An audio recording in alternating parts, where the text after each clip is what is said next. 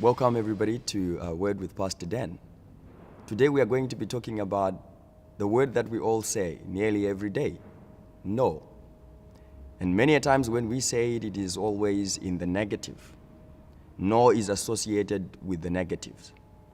Now the Word of God says in the book of Psalms chapter 119 verse 9, "How shall a young man cleanse his way?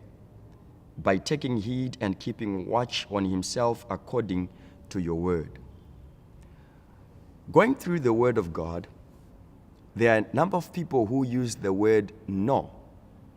And no is not always a negative word. There are times when no is positive. And we have to learn at one point or the other in our lives to know when to say no and to know when to say yes. Joseph, Potiphar's wife, came wanting to sleep with him. He was quite a handsome guy full of potential.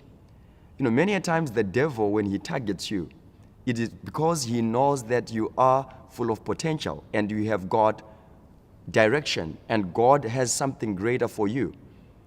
The attack of the devil is a sign that you belong to God, number one, and that your future is bright. So when Potiphar's wife came, the offer was quite a good one, but Joseph said no. He knew when to say no. And at one point, the guy by the name Daniel, when they were offered food together with his friends, the food was set. Food offered to idols, food that was ate by the king. Everybody would have taken that as a great opportunity to sit on the table with the king, eat from his table, all the delicious food of the king. But Daniel, together with his friends, said no. There will always be things during the course of the day that we have to master and say no to.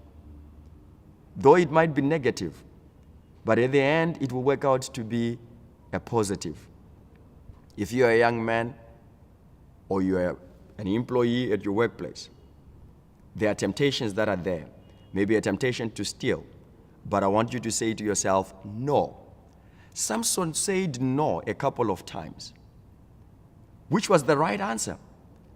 But as Delilah kept on putting the pressure, he went on and he said yes. And at this time, yes was not the right answer.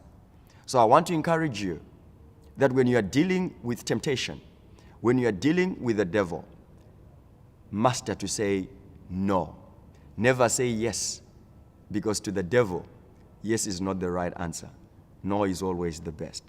So today, learn to say no to every trick of the devil, to every whisper of the devil. Say no, and you'll make it in life. May the good Lord bless you.